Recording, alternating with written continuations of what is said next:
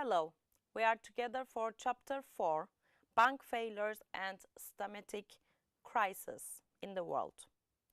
What we will see in this chapter, in Chapter 4 in your book, the topics are examined under the specific individual bank failures and systematic crisis, the national and regional banking crisis, Nordic banking crisis, Japan's banking crisis, US financial crisis and global credit crunch of 2008, and the case of Iceland. In my slides, I want to just summarize the financial crisis and just give you some more additional knowledge about the crisis, and you can read the detailed ones, the 10 major financial manias, panics and crashes from your book, but I will just organize these slides apart from the book. So what we will analyze for the financial crisis, the 10 major financial manias, panics and crashes. What is financial crisis? The factors causing financial crisis, dynamics of financial crisis in advanced economies. So here we will analyze the global financial crisis of 2007 and 2009. It still continues. Dynamics of financial crisis in emerging market economies. We will just check out the financial crisis in Mexico that was held in between 1994 and 1995, East Asia that is coming after it, and Argentina at the beginning of 20s. What are the 10 major financial manias, panics and crashes that are listed in the book? The Dutch tulip bubble started from 1636, the South Sea bubble, the Mississippi bubble, the late 1920s stock price bubble, the surge in bank loans to Mexico and other developing countries in the 1970s, the bubble in real estate and stocks in Japan, the 1985 and 9 bubble in real estate and stocks in Finland, Norway and Sweden, the bubble in real estate and stocks in Thailand, Malaysia, Indonesia, and several other Asian countries, and the surge in foreign investment in Mexico, the bubble in over-the-counter stocks in the United States, the bubble in real estate in the United States, Britain, Spain, Ireland, and Iceland between 2002 and 2007, and the debt of the government of Greece. You can read the details more in your chapter 4 from the book. Let us just have a look what is a financial crisis. A financial crisis occurs when there is a particularly large disruption to information flows in financial markets, with the result that financial frictions increase sharply and financial markets stop functioning. Asset markets' effects on balance sheets, stock market decline, decreases the net worth of corporations, unanticipated decline in the price level, liabilities increase in real terms and net worth decreases, unanticipated decline in the value of the domestic currency, increases debt denominated in foreign currencies and decreases net worth, asset write-downs. What are the factors causing financial crisis? Deterioration in financial institutions' balance sheets, decline in lending, banking crisis, loss of information production and disintermediation, increases in uncertainty, decrease in lending. Also, if we will continue to the factors causing financial crisis, increasing in interest rates increases adverse selection problem.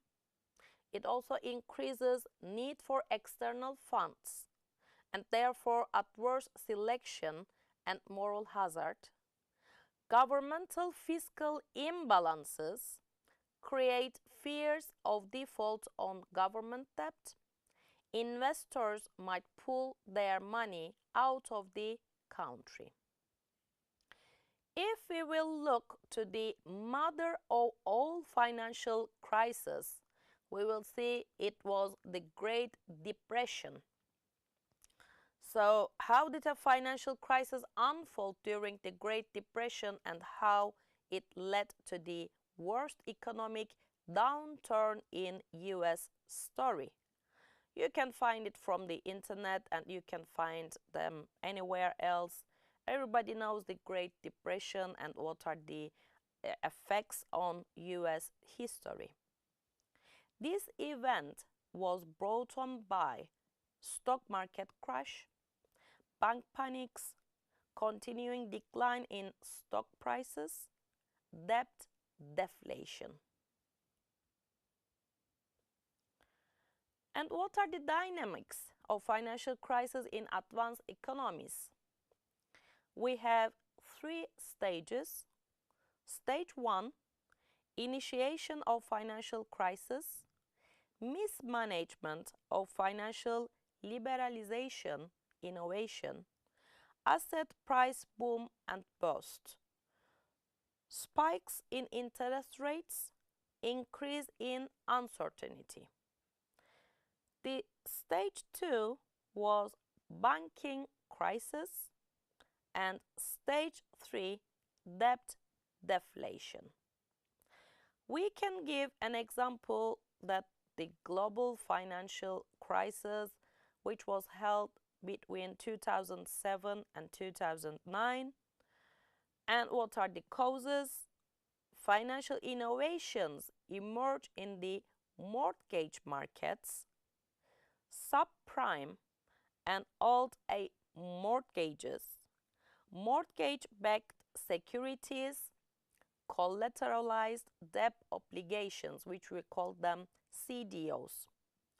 Housing price bubble forms, increase in liquidity from cash flows surging to the United States. And what happened then? Housing price bubble forms, development of subprime mortgage market fueled housing demand and housing prices. Agency problems arise, originate to distribute model is subject to principal, which we call investors as a principal, and mortgage broker as an agent. They had really big agency problems. Borrowers had little incentive to disclose information about their ability to pay. What else for the agency problems? Commercial and investment banks, as well as rating agencies, had weak incentives to assess the quality of securities. Information problems surface, housing price bubble bursts. And then this crisis, starting from US, spreads globally. Sign of the globalization of financial markets. TED spreads 3 months interest rate on euro dollar minus 3 months treasury bills interest rate increased from 40 basis points to almost 240 in August 2007. And as we know, banks' balance sheet deteriorate, write-downs, sell of assets and credit restriction. High-profile firms fail, Bear Stearns, which failed in March 2008, Fannie Mae and Fannie Mac in July 2008, Lehman Brothers, Merrill Lynch, IAG, Reserve Primary Fund, which is mutual fund, and Washington Mutual in September 2008. Bailout package debated.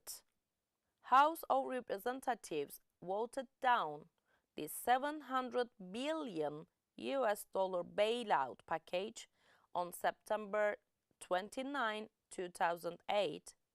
It passed on October 3rd in 4 days because it was really urgent. Recovery in sight.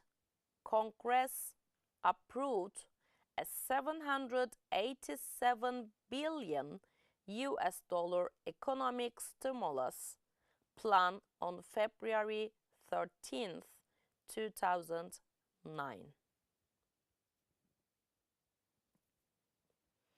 Let us check out what are the dynamics of financial crisis in emerging market economies. Here we have also some stages.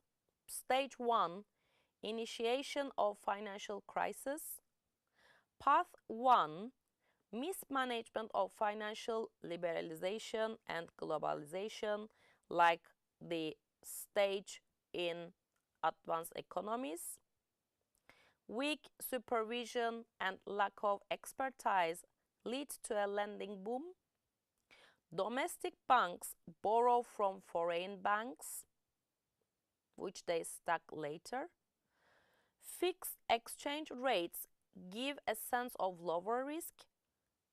Banks play a more important role in emerging market economies since securities markets are not well developed yet. Path 2, severe fiscal imbalances. Governments in need of funds sometimes force banks to buy government debt. When government debt loses value, banks lose and their net worth decreases. Additional factors: increase in interest rates from abroad, asset price decrease, uncertainty linked to unstable political systems. What will be stage 2? Currency crisis. Deterioration of bank balance sheets triggers currency crisis. Government cannot raise interest rates. Doing so forces banks into insolvency, and speculators expect a devaluation. How severe fiscal imbalances triggers currency crisis. Foreign and domestic investors sell the domestic currency.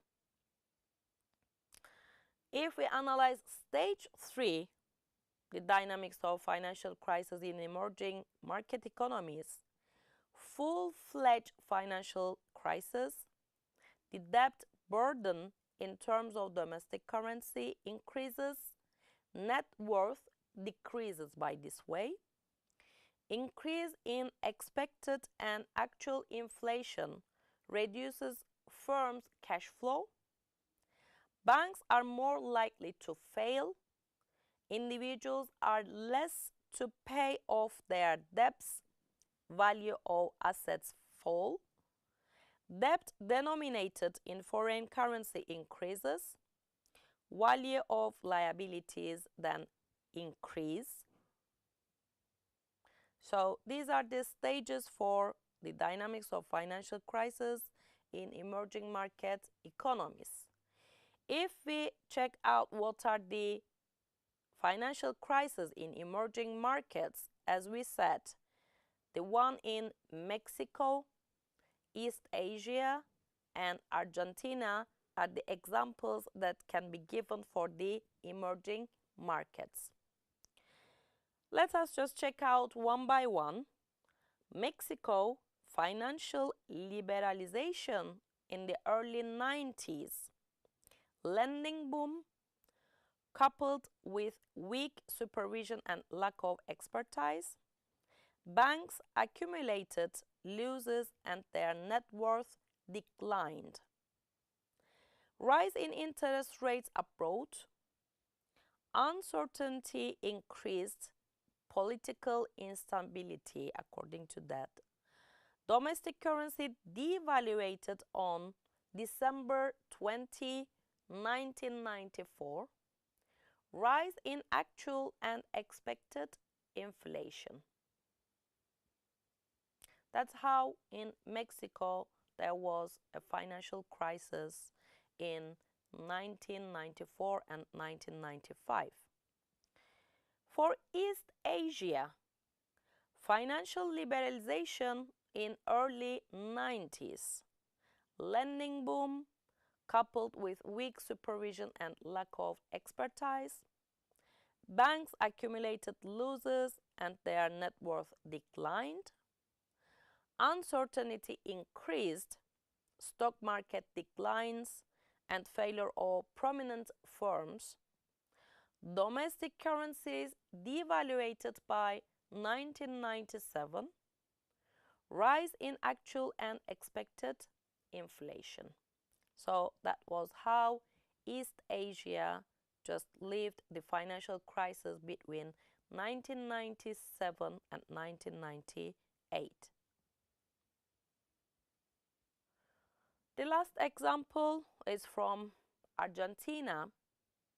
The government coerced banks to absorb large amounts of debt due to fiscal imbalances, rise in interest rates abroad, uncertainty increased from ongoing recession, domestic currency devaluated on January 6, 2002, and rise in actual and expected inflation. If we will summarize this chapter according to the book and the details that are given in your slides, bank failures and the endemic repercussions in domestic and regional economies illustrate the warning issued in the BIS report 2001. The expansion of credit is an essential ingredient in the build-up of imbalances in the financial system and in any concomitant accession, accumulation and misallocation of real capital. Each of the cases examined in Chapter 4 demonstrates how expansive credit allocation, a lack of sufficient and rigorous internal and external supervision, controls, and legal restrictions, government banking, industrial or real estate sector collusion, and short-term high-yield oriented policies have contributed to institutional failures. That's the end of Chapter 4. So you can read more about the crisis from the internet sources or from the book, and maybe you have to prepare a project about the financial crisis. That's all for Chapter 4.